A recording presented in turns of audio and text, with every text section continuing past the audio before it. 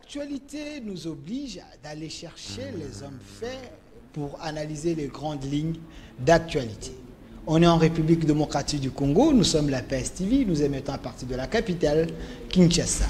Sur Canal+, on est sur fréquence 349, vous nous suivez également sur TNT, sur Easy, sur StarTime et aussi sur YouTube, PS TV HD officiel. La question mérite d'avoir des réponses sur ces plateaux. Ça fait quelques mois depuis que le gouvernement avait décidé qu'il faut que la République démocratique du Congo puisse honorer l'ancien Premier ministre Patrice Emery Lumumba. Il fallait mettre de moyens en jeu pour amener ces restes ici en République démocratique du Congo. Mais la question semble subir le froid. Jusqu'aujourd'hui, on se pose des questions. À quand les restes de Lumumba sur les sols congolais?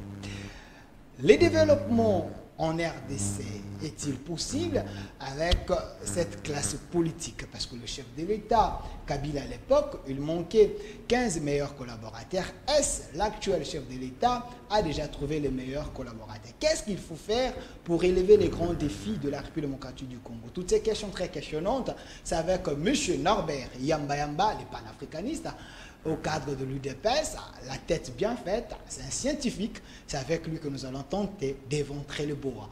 Monsieur Norbert Yamba, soyez le bienvenu. Merci pour l'invitation. Ça fait un temps, on ne s'est pas vu. Aujourd'hui, on est là. On est là justement pour qu'on réfléchisse sur des questions, vous l'avez dit, questionnantes pour la République. Je suis dispo pour qu'on échange. Voilà. La première thématique est là. Vous êtes panafricaniste. Cette question mérite d'avoir les bonnes réponses. Voilà pourquoi nous avons fait le bon choix de vous inviter, parce qu'on est suivi partout dans le monde. Qui est d'abord Lumumba pour vous? C'est une question complexe. Je ne sais pas qu'est-ce que je peux vous dire. Mais vous savez que chaque société a ses hommes méritants, a ses divinités.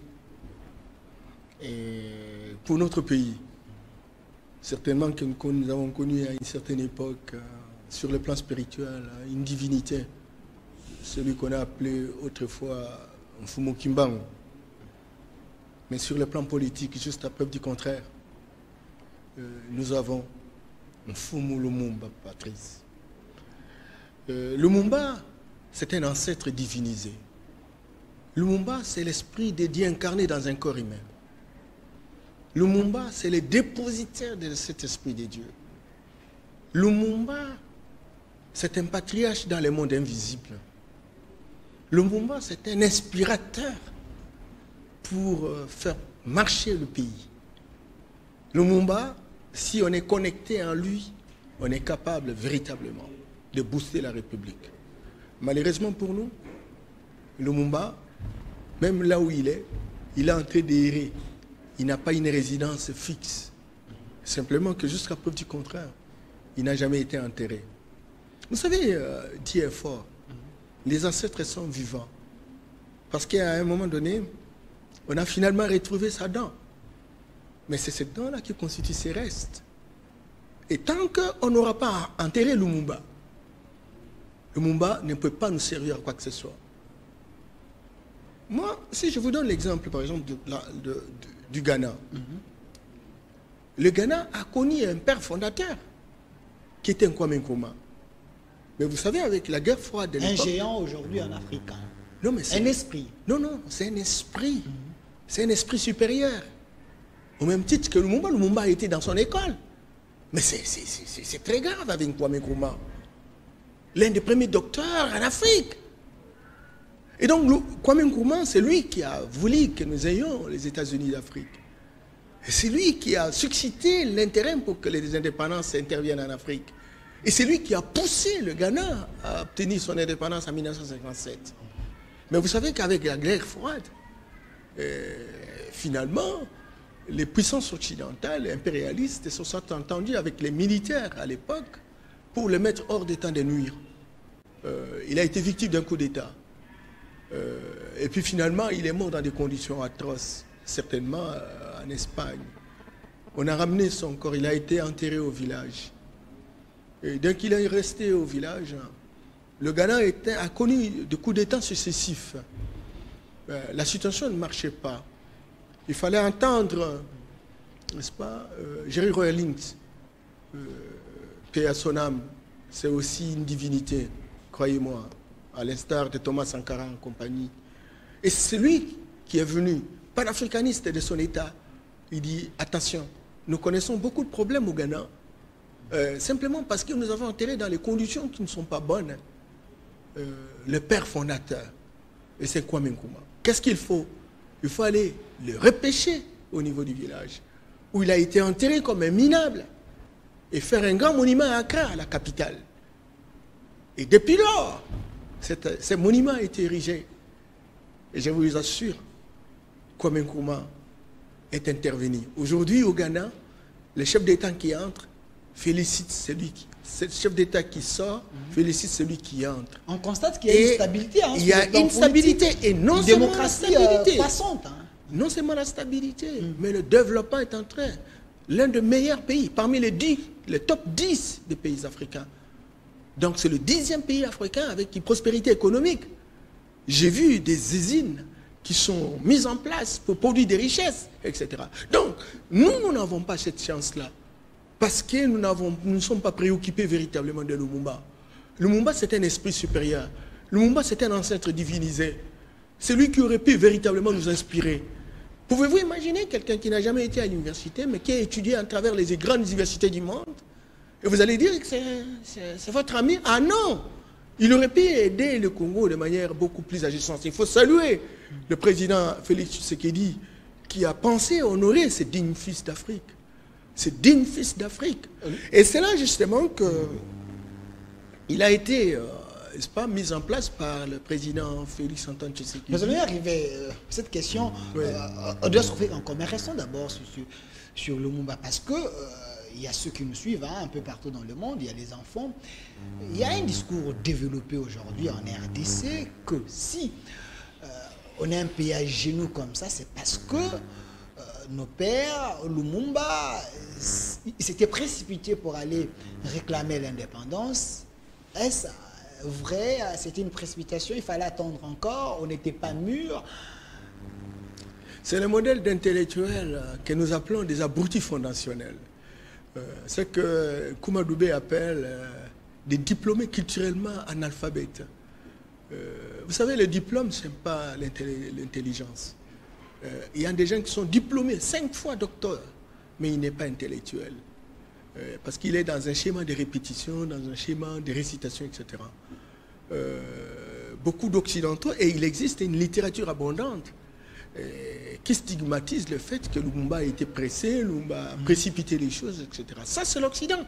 Et nous avons nos soi-disant pseudo-chercheurs politiciens qui répètent à longueur de journée ce genre de théories dénuées de tout fondement. Il y avait peu de gens évolués à l'époque. Bien entendu. Et donc, je voudrais simplement dire qu'en Afrique, nous avons connu des gens qui n'étaient pas pressés. L'Angola, il a été indépendant en quelle année? En 1975. Le Zimbabwe, en quelle année? Il n'y a pas longtemps, beaucoup de pays venaient de sortir véritablement de cette colonisation. Est-ce que vous avez vu les développements avancés dans tous ces pays-là? Quelle est cette manière de faire un diagnostic non cohérent? Il y a beaucoup de pays aussi qui se sont accommodés avec leurs colonisateurs. Je prends par exemple l'exemple du Sénégal, de la Côte d'Ivoire, du moins des pays francophones. Ils ont travaillé avec leurs colonisateurs, ils ont même été dans les institutions de leurs colonisateurs. Quel est l'air étant de la situation aujourd'hui? Vous savez, cher ami Delphin, quand on ne commence pas quelque chose, on ne commencera jamais. Il faut savoir poser un premier pas, et le premier pas a toujours été le plus long. Il fallait une rupture. Certainement qu'on n'a pas été suffisamment bien préparé, parce que le colonisateur n'avait aucun intérêt de nous préparer. Et donc, il fallait construire cette rupture malgré, n'est-ce pas, les douleurs d'enfantement. Mais aujourd'hui, nous sommes en train de réfléchir. Regardez combien de panafricanistes pilés en Afrique, dans presque tout le pays, pour rechercher des solutions africaines aux problèmes africains. Alors, il fallait des Lumumba, il fallait des Kwame Nkrumah, il fallait des Modibo Keïta, il fallait des Sékou Touré. Vous savez que Sékou Touré n'avait rien. Mais en 1958, il a répondu criment au général de Gaulle que la liberté vaut plus que la pauvreté dans l'esclavage. Et voilà, depuis 1958, la Guinée-Conakry était indépendante. Mais avec quel résultat? Le colonisateur s'est organisé justement pour héréditer d'autres systèmes coloniaux invisibles, etc., pour maintenir la Guinée dans sa situation de pauvreté. Mais au moins, il y a quelqu'un qui véritablement a dit non. Aujourd'hui, si hier, l'Occident, avec ses médias mensonges, etc., on stigmatisait la personne de Sékou Touré, on stigmatisait la personne de Patrice Lumumba comme étant communiste, et pourtant il ne l'était pas, parce que c'était la guerre froide. Et donc, aujourd'hui, les Africains... Lumumba était nationaliste? Lumumba n'était qu'un nationaliste. Il aimait son pays et il estimait que son pays avait droit véritablement d'assumer son leadership. Il n'y a que ça. Et les Occidentaux le savaient. Mais à l'époque, comme il y avait la guerre froide, il fallait véritablement lui indexer cette étiquette des communistes, justement, pour avoir des raisons raisonnantes de manière à l'abattre. C'est cela. Donc, Lumumba, tous ces pères de l'indépendance, des gens comme Julius Nyerere, des gens comme Jomo Kenyatta, les gens comme Barthélemy Boganda, ils sont nombreux. Notre ami de Zimbabwe, le président qui est mort, là, le président zimbabwéen, j'ai perdu, il n'a pas... Oui, voilà. Son nom va venir. Alors, tous ces gens-là méritent respect et considération. Ce sont des esprits supérieurs qu'on peut évoquer. Vous pouvez aller en France, vous trouvez dans certains endroits, des cimetières, mais dans des maisons, des hommes, des esprits supérieurs. Les gens comme Napoléon. Hein, en plein Paris, il y a sa tombe. Et lorsqu'il y a un problème difficile, on peut aller l'évoquer. Il peut donner, il peut inspirer. Les Occidentaux savent leurs ancêtres et ils savent le rôle de leurs ancêtres. Mais ils sont venus chez nous dire que non, les morts sont morts. Ils ne peuvent plus être en communion. Et pourtant, on nous demande de prier Jésus, qui est déjà mort. On nous demande de prier Marie, on nous demande de prier Joseph, Abraham, etc. Ce sont des morts, ce sont des ancêtres, leurs ancêtres. Mais et ils continuent véritablement à les vénérer. Et nous, nous ne pouvons pas véritablement être reconnaissants à nos ancêtres qui se sont bâtis. Et si les Africains le font, on dit vous invoquez les démons. Ben, bien entendu, morts, bien entendu. Et donc, c'est vous, les journalistes aujourd'hui, qui devez être en mesure d'apporter, des réponses contradictoires par rapport à tous ces mensonges qui ont été distillés. Mais M. Norbert, je précise que vous êtes un panafricaniste au cas de l'UDPS. Mais restons d'abord sur l'histoire parce que c'est important d'en parler. Tout à fait. Aujourd'hui, mais est-ce qu'on n'est pas tenté à donner raison à ceux qui pensent que réellement on avait précipité les choses, ou soit la manière de gérer cette indépendance c'était mauvaise, contrairement à il y a un pays à côté de nous, l'Afrique du Sud, ils ont accepté de gérer avec l'air bourreau. Aujourd'hui l'Afrique du Sud c'est un pays développé. Est-ce que si nos pères étaient aussi sages, ils ne pouvaient pas emprunter cette voie? Ne vous en faites pas. L'Afrique du Sud connaîtra des problèmes très sérieux. Vous savez que l'Afrique du Sud avait déjà sa bombe nucléaire. Aujourd'hui, il n'y en a pas. Vous savez pourquoi? Parce que les Noirs sont à la tête de l'État. Et vous savez qui sont là? Ce sont des Européens. Et puis, juste la preuve du contraire, certainement que, bon, la sagesse de Nelson Mandela aurait souhaité naturellement qu'on soit ensemble. Mais la plus grande libération passera justement par la restauration de la spiritualité authentique, les génies propres, pour que nous soyons en mesure d'inventer nos propres systèmes politiques. Pas parler démocratie à l'occidental. La preuve, c'est que vous voyez, le système politique chinois n'est pas le système occidental. Les Occidentaux clament à longueur de journée pour dire que la Chine n'est pas démocratique. Et pourtant, la Chine a inventé son propre modèle. Nous aussi, nous avons notre propre modèle. Nous avons vécu pendant autant de millénaires dans la confédération des royautés. Nous aurions pu véritablement, au regard de ces systèmes politiques ancestrales, etc., théoriser et moderniser. Nous ne l'avons pas fait, ils ont amené leur système. Or, nous avons fondamentalement, quand vous regardez dans nos villages, c'est très clair que nous avons un système où les chefs ne s'acquièrent que par filiation. Quand les chefs meurent, il y a des procédures pour avoir le successeur. Mais aujourd'hui, nous devons faire les élections. Et quand on va aux élections, vous avez 99% de la population qui ne connaît pas les règles du jeu. Tu vois? Et ça, c'est un problème réel. Et donc, nous avons intérêt aujourd'hui, dès lors qu'on parle par l'africanisme, pas pour faire des réactions. Nous voulons faire une révolution. Une révolution qui va dans le sens, pas, de la réconciliation avec nos ancêtres.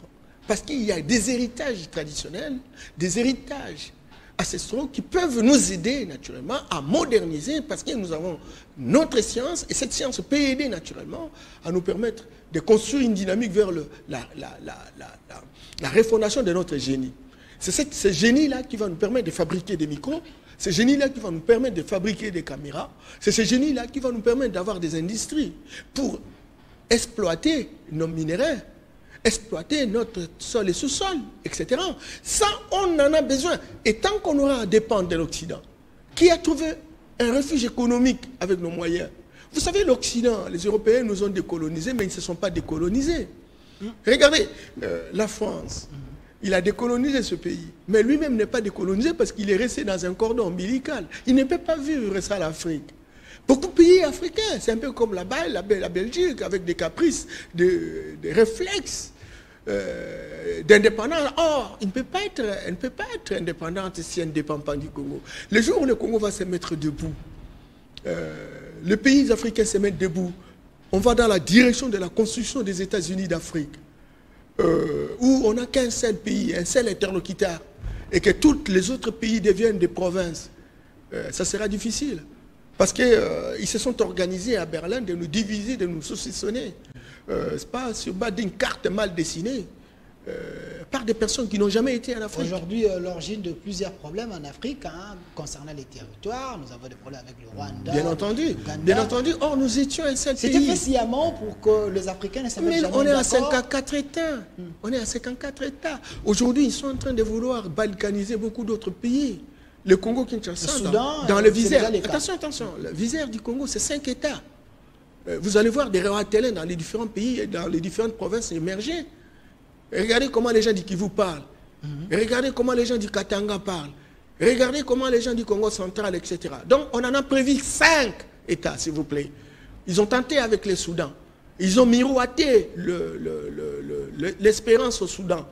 Et ils ont dit au Sud-Soudanais que vous aurez le paradis et compagnie, etc.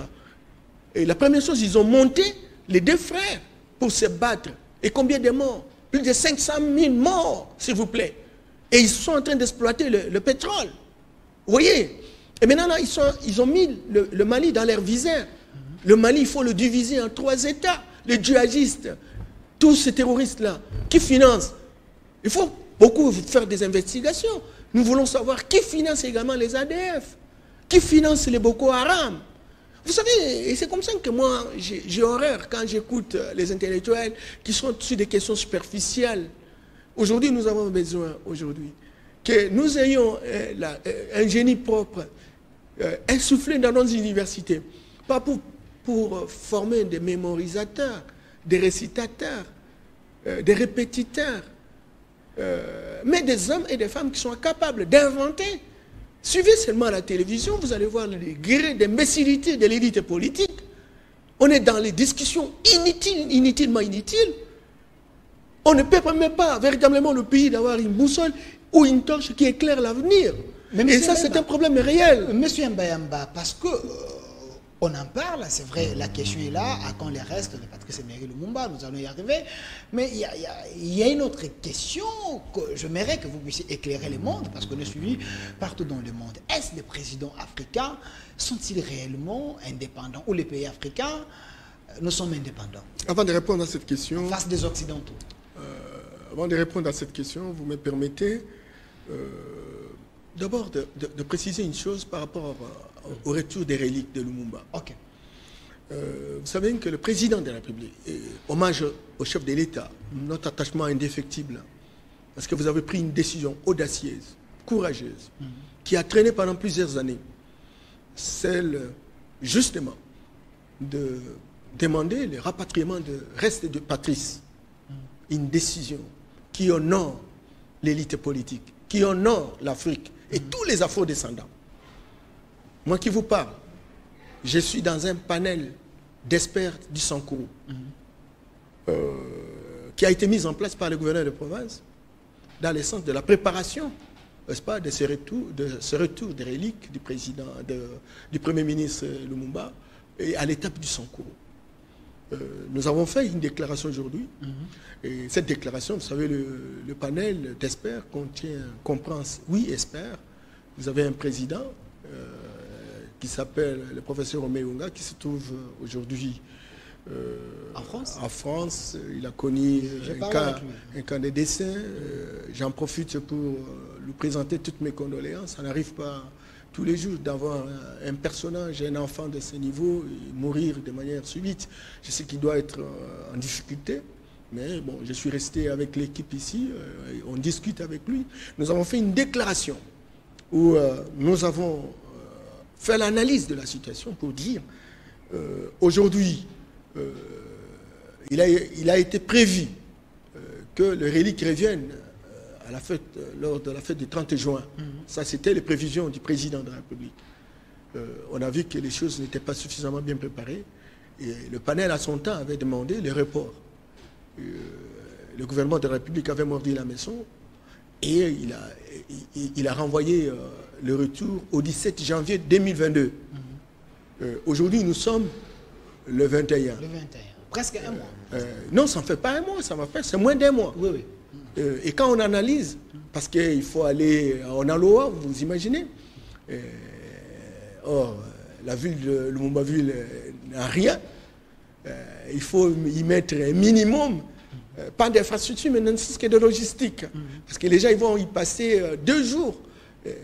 Et la route qui va amener les gens, 150 km par exemple, de Lodja, compagnie, etc. Donc, on a besoin, naturellement, qu'il y ait un minimum de choses qui soient faites. Et qu'il n'y a pas que l'Odja, il n'y a pas que le Sankuru, et il y a le Katanga. Il faut un minimum. Là où on va visiter, là où il a été assassiné, et à Kisangani aussi. Et sur place, ici, sur le terrain. Il y a aussi nos amis de la diaspora à Bruxelles, là où on va remettre, naturellement, ces restes. Et donc, il y avait quand même nécessité de réaliser un certain nombre de choses. Il me semble que jusqu'aujourd'hui, ces choses n'ont pas été réalisées. Et ça devient, et je me souviens beaucoup, mais si c'est vrai, ça devient... grave parce que presque un mois, vous pensez qu'on peut réaliser tout cela, mais parce que la date est déjà fixée. Non, le panel a réfléchi et a pris un certain nombre d'options. Okay. La première option, c'est de féliciter le président pour sa décision. La deuxième option, c'est de constater effectivement qu'en moins d'un mois, on ne peut pas être en mesure, n'est-ce pas, de réaliser tout ce qu'on doit pouvoir pour recevoir le reste de Patrice avec dignité, avec considération. Mission impossible. Mission impossible. Et le panel a décidé également qu'on puisse reporter et mettre toutes les batteries en marche de manière qu'il n'y ait plus un autre report. Sinon, on va aller de report en report. Parce que ce n'est pas correct. Et je vous ai dit que Lumumba, en tant qu'esprit supérieur, peut agir pour notre pays. Et, n'est-ce pas, et une autre recommandation du panel, c'était de dire au Premier ministre, certes, la décision est sortie du président de la République.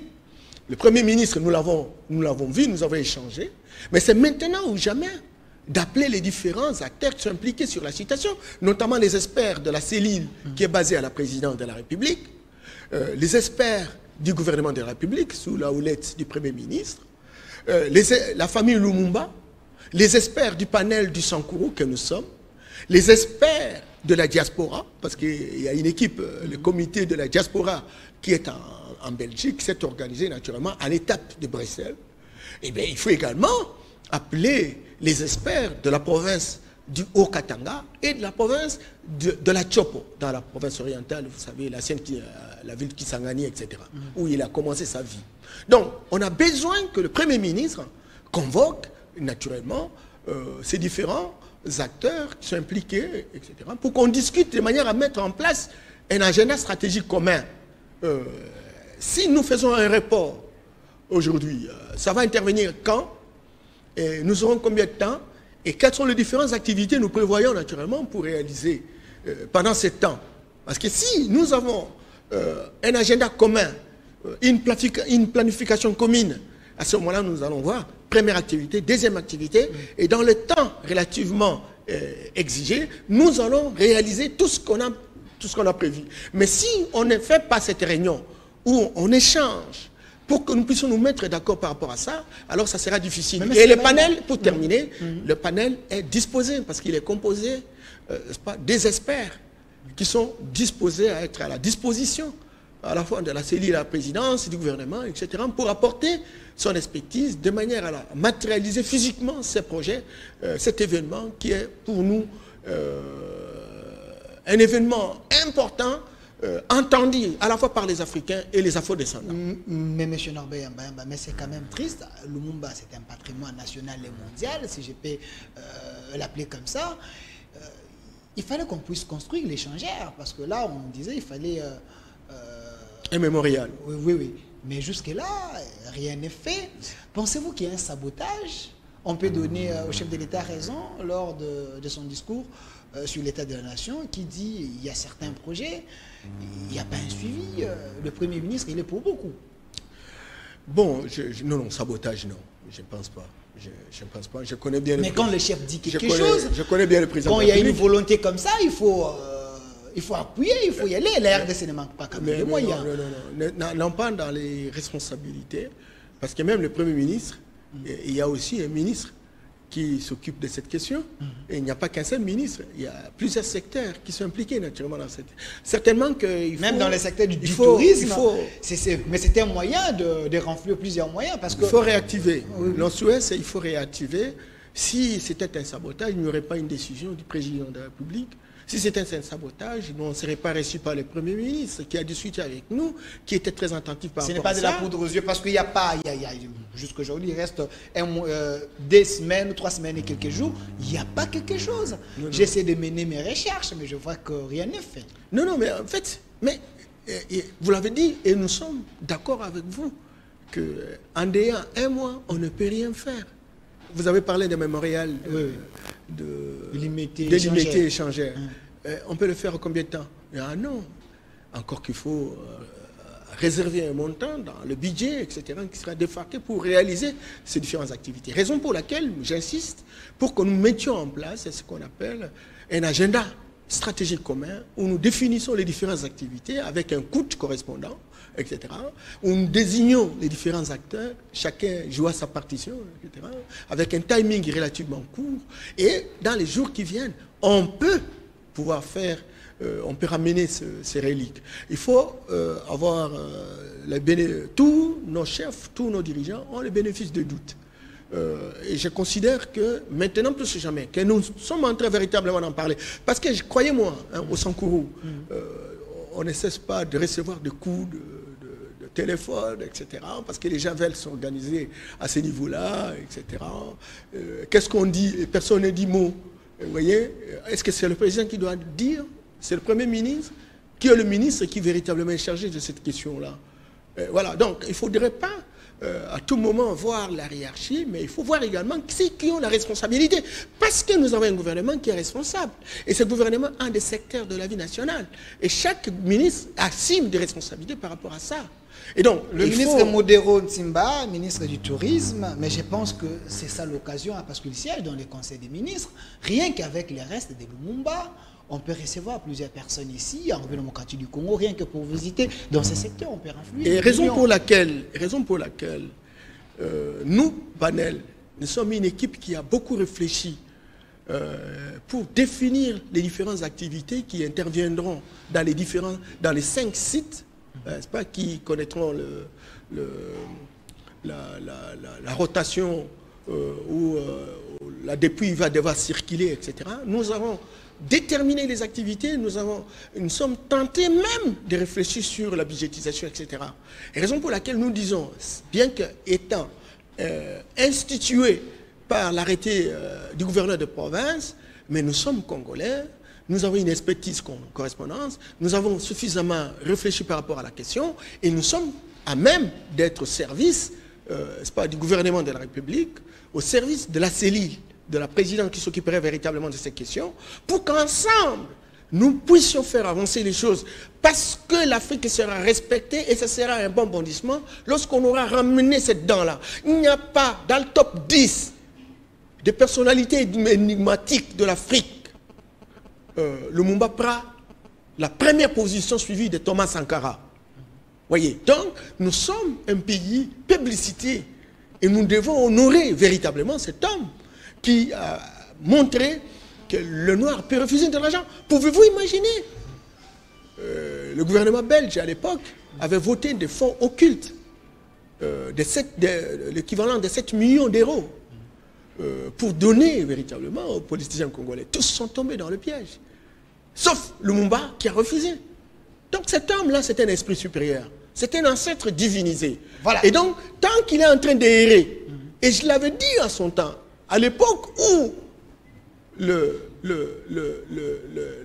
président Etienne Tshisekedi était encore en Belgique, mort, j'ai dit, faites attention avec les esprits supérieurs.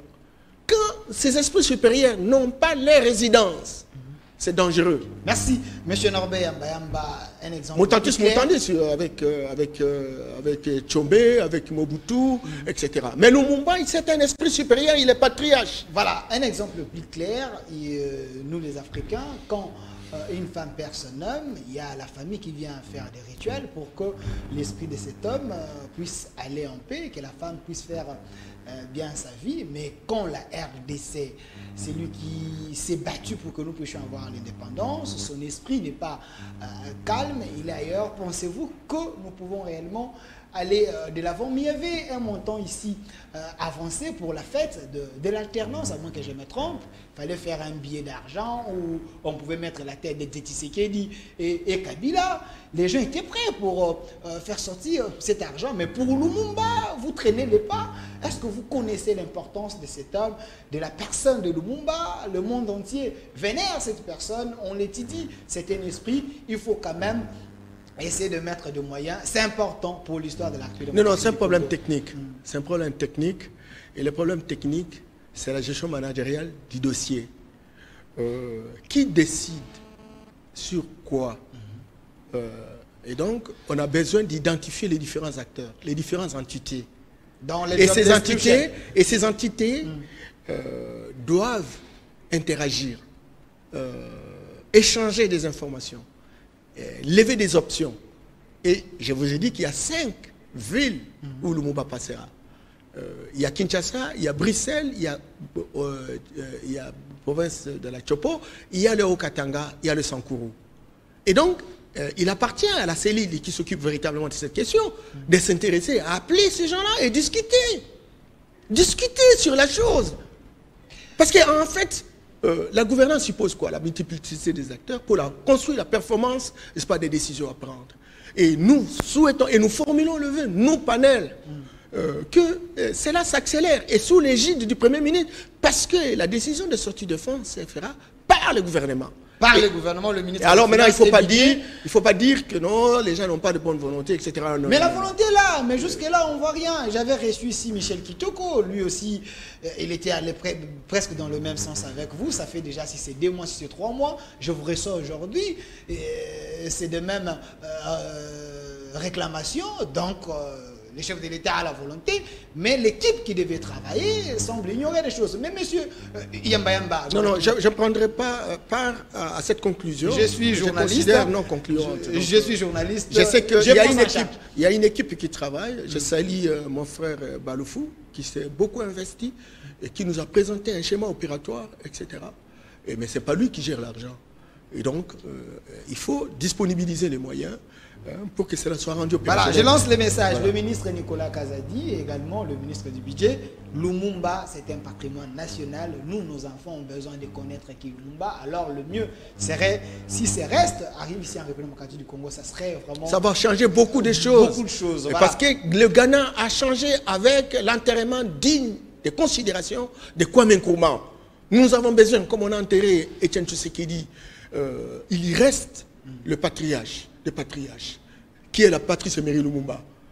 Il faut aussi accélérer également les dossiers de Mobutu, les dossiers de Tchombe, etc. pour que tous ces esprits qui sont en train d'errer reviennent au pays, qui trouvent leur résidence et qui puissent justement participer dans la construction entre le visible et l'invisible. Et c'est comme ça qu'on va relever le défi. Nous avons le mausolée plutôt de Laurent Désiré Kabila, Tshisekedi déjà est là, Kabila, le père, est là. Pourquoi pas Lumumba? Mais la question reste en souffrance, M. Norbert Yamba.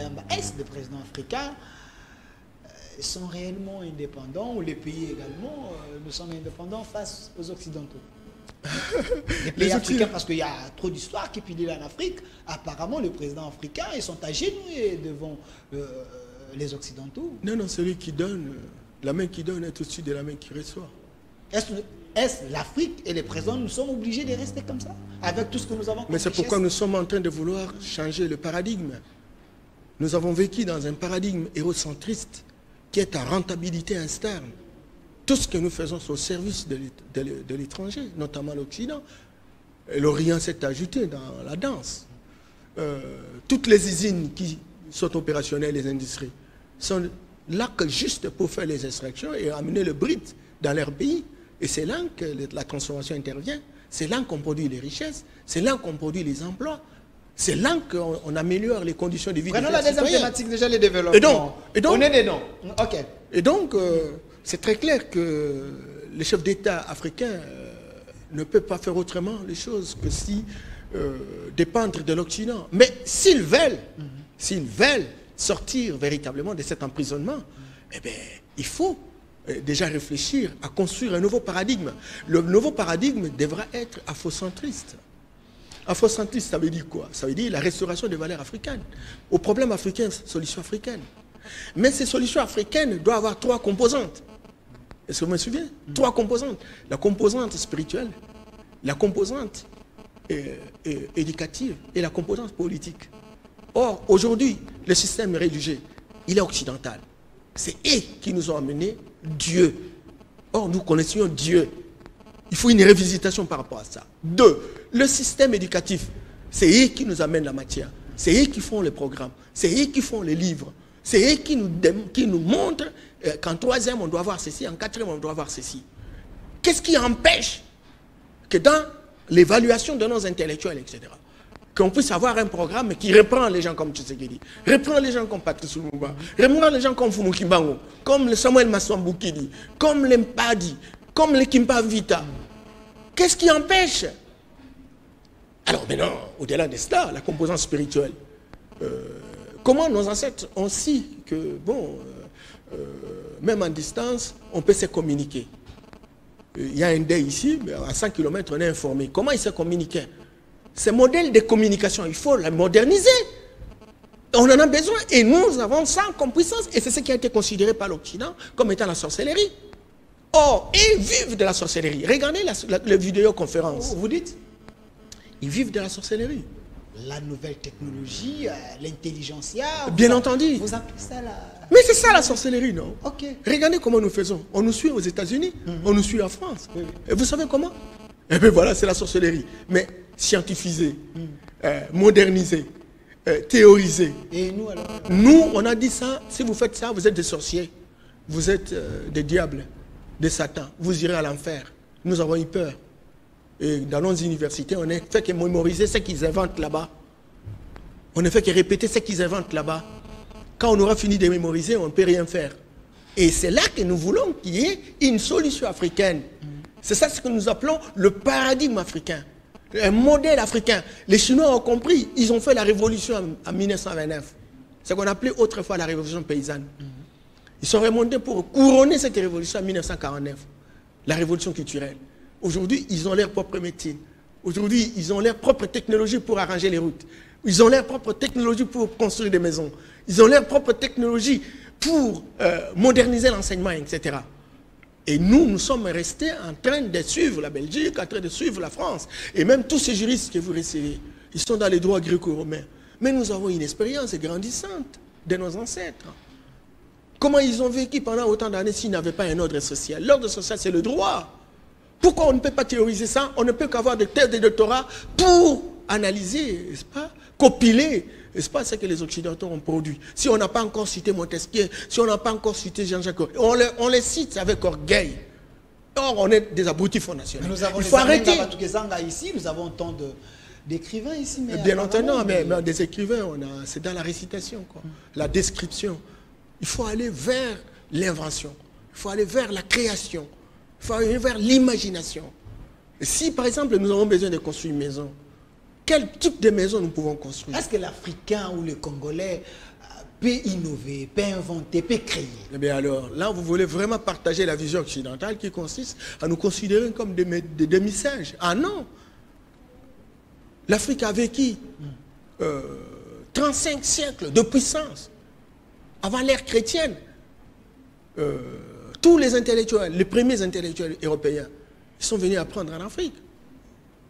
Celui qui est reconnu comme le père de la médecine moderne aujourd'hui, Hippocrate, n'est-ce pas, il a été en Égypte.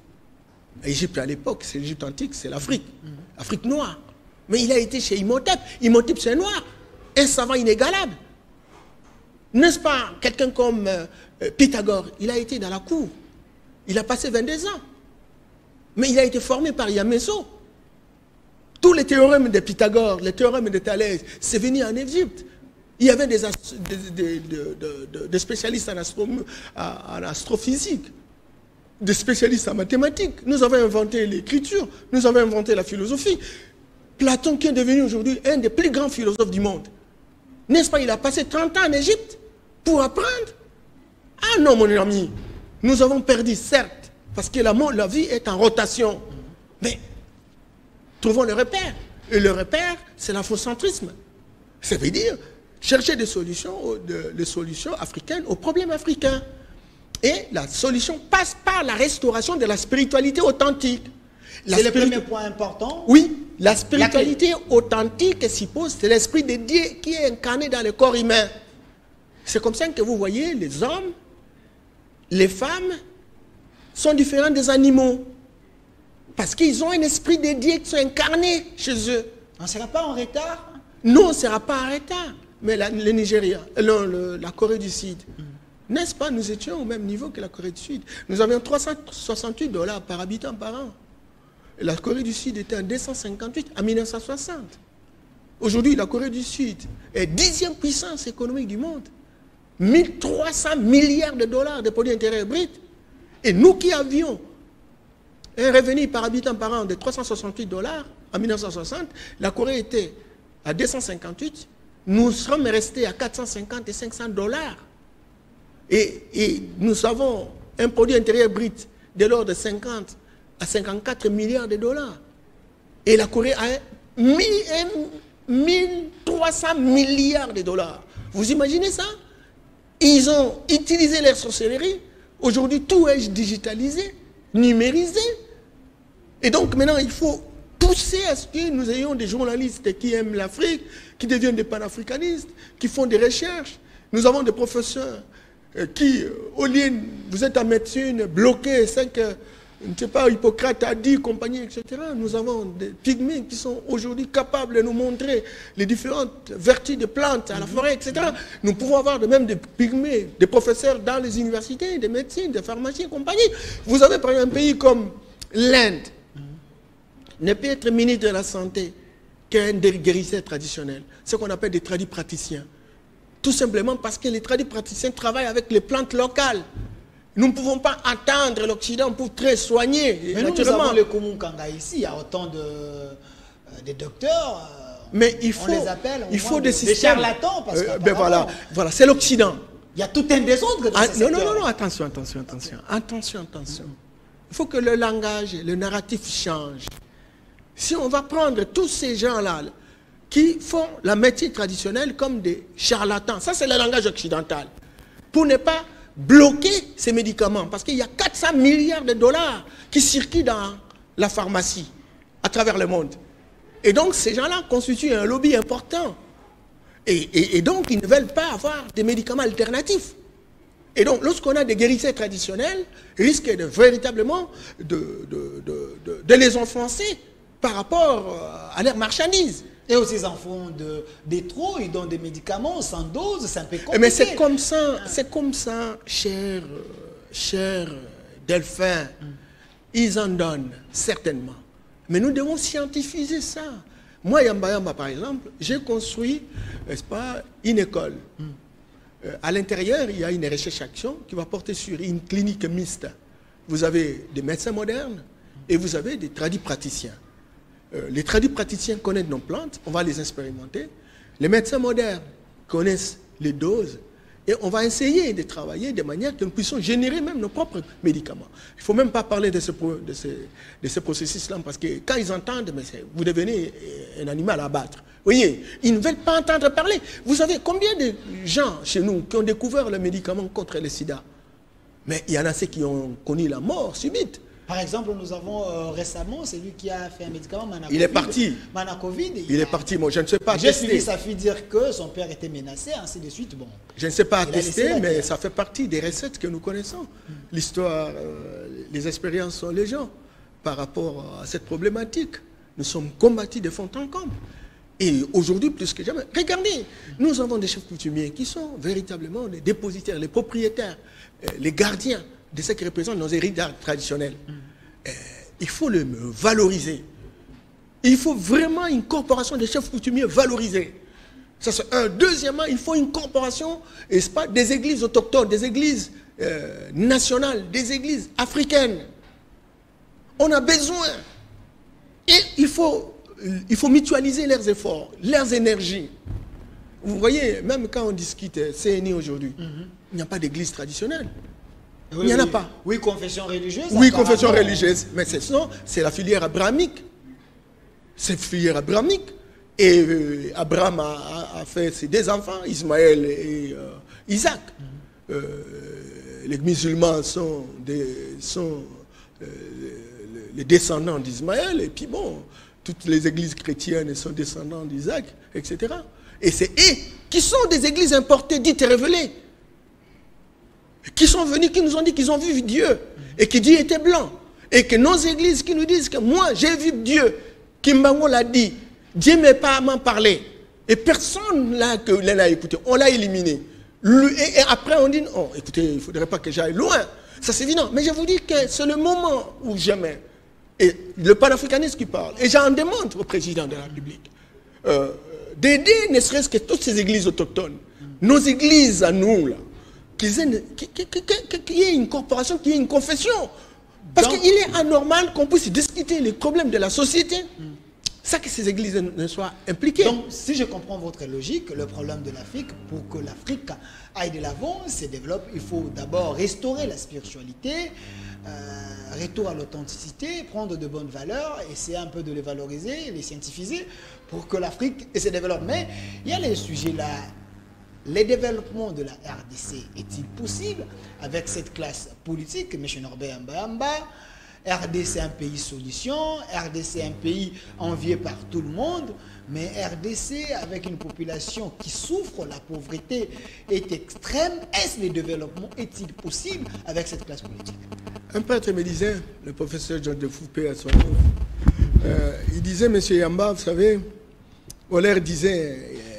Lui, c'est un Belge, il était à Liège.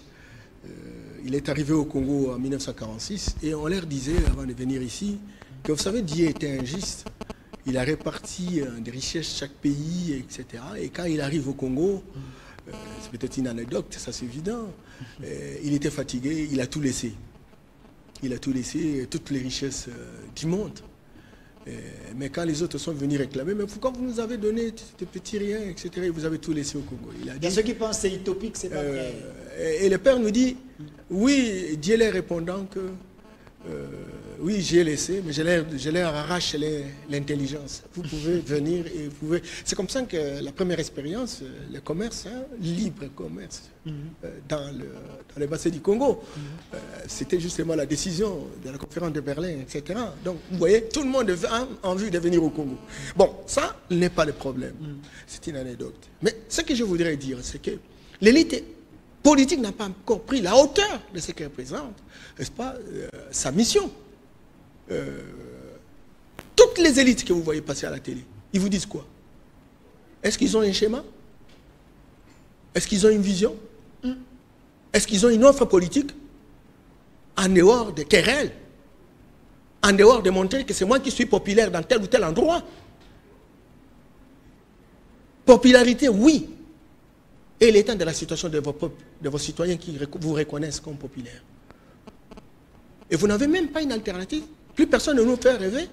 Le maréchal Mobutu n'a jamais été à l'université, mais il nous a fait rêver. Quand il nous faisait rêver. Donc, aujourd'hui, l'élite politique n'est pas à la hauteur. Il faut beaucoup de travail. Regardez, dernièrement, j'ai beaucoup rigolé en Guinée. On a monté un coup d'État contre le Guinéen Alpha Condé. Un gars qui a 80 ans, bon, il a dérapé, ça c'est évident, pour chercher le troisième mandat. Ce n'est pas le troisième mandat qui compte. C'est l'Occident. La Guinée, pays producteur de la bauxite, troisième pays producteur de la bauxite. Mais cette bauxite qui était autrefois côtoyée par la France a été remise aux Chinois. Il faut qu'ils partent. Il faut qu'ils partent. Vous savez, c'est grave. Alors maintenant, l'élite politique, les opposants disent, nous sommes soulagés du départ d'Alpha Condé. Comme pour dire qu'en fait, Alpha est parti, quelqu'un qui va venir, il va trouver une solution. Mais arrêtez de conneries. Qui va trouver une solution? Parce que le système est resté le même. Les mêmes médias mensonges sont là. Ils sont en train de corrompre l'élite pour détruire ceci. Mais nous avons en Afrique aussi les présidents chefs coutumiers qui ne veulent pas partir. Oui. Vous prenez ici au Rwanda, Kagame est là, peut-être il peut quitter. Maintenant, jusqu'en 2032, vous êtes ici à Brazzaville, ça sous troisième mandat, un peu partout. Non, il n'y a pas de modèle. Quand vous arrivez au pouvoir, il n'y a pas moyen de laisser, c'est tellement sucré. Après vous, il n'y a pas une autre personne qui peut faire mieux. Regarde, quand vous allez dans nos villages, vous allez trouver un chef coutumier. Il est dans son village. S'il a 80 ans, il reste au pouvoir pendant 80 ans. C'est ça, ce que ça veut dire. Nous avons reçu un modèle occidental qui est fondamentalement une république, qui est ancrée dans la culture occidentale. Mais nous avons une culture à nous de diriger. Et les modèles que nous avons pour diriger, c'est justement d'imiter les chefs du village. Et donc on fait la transposition de ce qui représente la gestion au niveau du village vers la république, qui du reste c'est une donne importée. Et c'est comme ça qu'il y a court-circuit. Alors maintenant, réfléchissons, parce qu'il y a court-circuit. Retrouvons un modèle, mais scientifisons, modernisons le modèle qui est le nôtre. Comment nous arrivons dans une situation où nous avons, par exemple, 450 tribus, autant d'ethnies, etc. Nous faisons quoi pour que nous puissions construire une cohérence mathématique, une solidarité nationale? Mais là, nous avons des anthropologues, des sociologues, des politologues, des juristes, etc., qui doivent réfléchir. Oh, ils tombent à côté. Au lieu de produire des thèses qui rivalisent les thèses occidentales. Parce qu'en réalité, une thèse doit mener une innovation pour booster la société. Les Occidentaux nous ont dit qu'ils ont un modèle, et ce modèle est référentiel, ce modèle est idéal. Mais il faut que notre thèse doctorale vienne nous démontrer qu'on peut inventer un modèle ici sur place qui peut rivaliser le modèle occidental et qui puisse être plus rentable que le modèle occidental. Ça, ce n'est pas dans la culture à la fois de l'élite politique et intellectuelle. Depuis qu'on a utilisé le droit gréco-romain ou le droit romano-germanique, tout le monde, lorsqu'il parle de la constitution congolaise, vous savez, en France, vous voyez en France, vous voyez en Belgique, vous voyez en Espagne, mais arrêtez des conneries. Ce sont des pays étrangers, mais qui ont monté leur système, lesquels systèmes sont adaptés dans leur pays. Mais nous avons besoin de nos compatriotes qui font le droit, qui inventent un autre droit, parce qu'il existait un autre social. Il a existé le droit avant que le blanc n'arrive ici. Alors maintenant, nos thèses deviennent des formalités d'usage où les gens, chaque jour, vous entendez le soir, les gens vous disent, non, tel a défendu une thèse, mais qui ne rivalise à rien, qui n'invente rien, qui entre dans les formalités d'usage. Et ça, c'est un danger public. C'est un danger public. Parce que même nos autorités, elles peuvent se référer à qui? À quel intellectuel? Quand vous prenez l'intellectuel, c'est pour normaliser la normale. Mais dans un schéma occidental. Et donc, nous avons besoin aujourd'hui des hommes et des femmes qui quittent ce paradigme occidental vers un paradigme afrocentrique.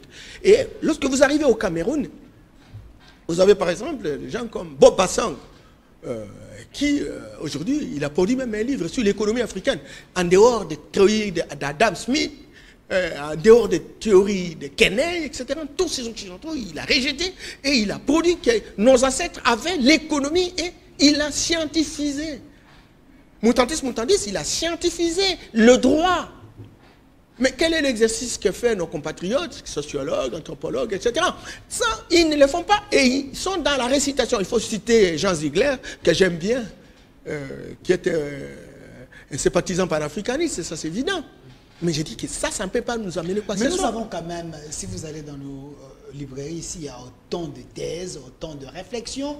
Et ce n'est pas parce que les Congolais ne lisent pas. Ils négligent plutôt les réflexions des autres. Ils sont bornés à autre chose. Peut-être que les minéraux, diamants, ainsi de suite. On n'arrive pas à avoir quelqu'un qui peut nous orienter. Un chef de l'État, scientifique, c'est lui qui a la vision sur le plan scientifique. Tout le monde a envie, tout le monde a envie d'être excellence ministre. Eh bien, alors, maintenant, quand on a la responsabilité, vous savez, tant qu'on aura utilisé les sentiments, tant qu'on mettra en exergue le sentiment, on n'ira nulle part. Je commence vraiment à me poser des questions par rapport au travail de l'élite. Mais, croyez-moi, le président est en train de vous faire bouger les lignes, hein. De faire bouger les lignes. Non. Mais monsieur Norbert, je ne suis pas contre les présidents, mais quand même, c'est un exemple plus pratique. Le chef de l'État a lancé des consultations ici. Il a reçu plusieurs personnes. Est-ce que vous avez vu le chef de l'État recevoir le professeur d'université? Non, arrêtez ça. Non. Arrêtez. Non, mais professeur d'université. Non, arrêtez ça. Arrêtez ça. Non.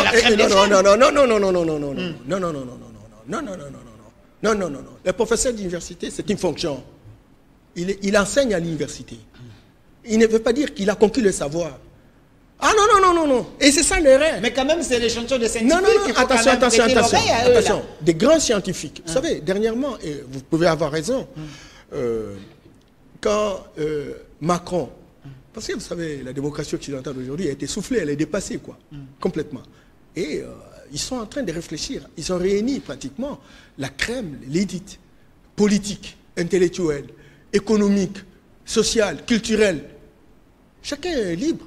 Vous allez appeler professeur, vous êtes journaliste, vous avez une expérience. Tu peux appeler professeur de communication, qui va vous réciter, il ne fait même pas un effort, il va prendre ce qu'on a écrit sur la communication, etc. Il dicte. Mais vous avez pratiqué. Vous ne pouvez pas vous dire que vous êtes moins que le professeur. Ah non. Les compositions. Oh, oui, bien entendu. Newton, il n'avait que 10 ans pour être savant. Vous voyez, des gens comme Lumumba, il a été à l'université, il a été professeur d'université, mais les professeurs étudient Lumumba jusqu'à aujourd'hui. N'importe quelle université du monde. Monsieur Mbaye. Excusez. Ok. Ça veut dire quoi? Ça veut dire qu'on peut être diplômé, mais on n'est pas intellectuel. On peut avoir 5 diplômes d'université, doctorant, mais on n'est pas intellectuel. Un intellectuel, c'est quelqu'un qui produit des idées, mais qui s'engage à matérialiser ces idées-là. Mais ce n'est pas quelqu'un qui répète les idées des autres, qui grimpe sur les idées des autres. C'est comme ça que vous avez, par exemple, des gens comme Julius Nyerere. En 1960, il crée ce qu'on appelait l'Ujamaa en 1961, où il fait un schéma contraire à celui des Occidentaux. Il a été combattu de fond en comble. Les gens comme Patrice Lumumba, qui étaient en avance, les gens comme Kwame Nkrumah, de Modibo Keïta, de Sékou Touré. Dis-moi, Sékou Touré, il a été à l'université? Faites attention. Dans nos villages, vous trouvez des intellectuels, mais qui n'ont jamais été à l'école. Donc, on a souffert parce qu'on a cru que c'est le diplôme qui travaille à la place de la personne. Or, beaucoup de diplômés, beaucoup, c'est légion, mais on ne fait rien. Il faut revisiter tout ça, parce que le système éducatif a produit des chômeurs de luxe. Et ce système éducatif ne peut pas nous permettre à pouvoir faire avancer les choses. Et donc, nous avons besoin de remettre en question le système éducatif, remettre en question le système religieux, remettre en question le système politique. Et on a besoin des intellectuels, pas des diplômés, que Koumedoubé appelle des diplômés culturellement analphabètes. Merci, M. Norbert Mbayamba. Là, vous me donnez également l'occasion de saluer le président Gabriel Mokia. Il a toujours dit il est intelligent. Eh bien oui, il est intelligent. Il est intelligent. Regardez. Parce que grâce à son intelligence, aujourd'hui, là, ce qu'il a, c'est tout le monde bien qui entendu. a. Bien voilà. Ben alors, quelqu'un va dire Mokia. Il a toujours. Mais et même quand il parle économie, eh bien, appelez les économistes, il va s'effondrer devant lui. Il faut avoir une société où on a des spécialistes de la non-spécialisation. Des gens qui n'ont pas que son secteur essentiellement. Des gens qui ont des lunettes polyvalentes et qui savent toucher à tout. Et c'est très important. Mais quand vous avez des sectaristes qui viennent, parce que je suis spécialiste en ceci, et il en parle, c'est comme s'il a fait bouger les lignes. Ah, rien du tout. Et ça, c'est les gens dans notre pays. Et je condamne systématiquement ça parce que le pays n'avancera pas. On est dans la guerre inutile. On a besoin de gens qui nous disent, voilà le modèle de construction de maison que je voudrais, que j'apporte. Ça ne se trouve nulle part. C'est venu de nos ancêtres, j'ai modernisé, j'ai scientifié, j'ai théorisé. On a besoin de ça. Merci, M. Norbert. Il nous reste 1 minute 30 secondes. Regardez la caméra. Le développement de la RDC est-il possible avec cette classe politique? À ceux qui sont en train de vous suivre, une lumière. Quoi faire pour que la classe politique change, que la RDC se développe? Non, il faut que la classe politique travaille. On ne peut pas avoir des spécialistes, des pêcheurs de postes, les gens qui ont envie seulement l'argent, le bonheur, et qui se préoccupent de moins en moins de l'avenir de tout un peuple. Et quand vous avez trouvé qui sont nombreuses dans les institutions de la République, c'est un danger public. Annoncer le départ et la disparition de la République. Ils sont légion. Au point où des personnes qui rêvent, des personnes qui partent de l'utopie, les personnes qui font de moins en moins de la rêverie romantique, ces hommes-là sont très rares. Il n'y a que des hommes qui brandissent leurs diplômes. Et ces diplômes-là sont des aboutis fondationnels. Quittez ça. Inventez-nous un autre système, un autre paradigme. Je vous assure, on peut avoir les institutions. On va avoir tout. Si on n'invente pas des micros, si on n'a pas des usines, on n'a pas des industries qui transforment nos produits, qui nous produisent des richesses, qui produisent des emplois, on n'ira nulle part. Merci. Et personne ne nous respectera à travers le monde. Et vous répondrez à la question que vous dites, nos chefs d'État sont-ils des prisonniers? Moi je dis, oui, ils le sont jusqu'à ce qu'ils vont permettre à ce que nous ayons notre propre autonomie, notre propre leadership, notre génie propre, notre spiritualité authentique. Et c'est ça la voie du salut. Merci, Monsieur Norbert Yambamba. Vous avez compris la qualité de mon invité de ce soir. C'est un scientifique panafricaniste au cadre de l'UDPS. Mais quand il s'agit de donner le médicament pour que le Congo se relève, lui, il est là pour le faire. Si vous pensez que vous avez... vous êtes suffisamment outillé pour engager un débat pour le développement de l'Afrique et de la RDC, nous allons vous juger pour l'appeler, si possible, engager ces débats, ça serait mieux. Restez fidèles à nos programmes. Au revoir. Merci.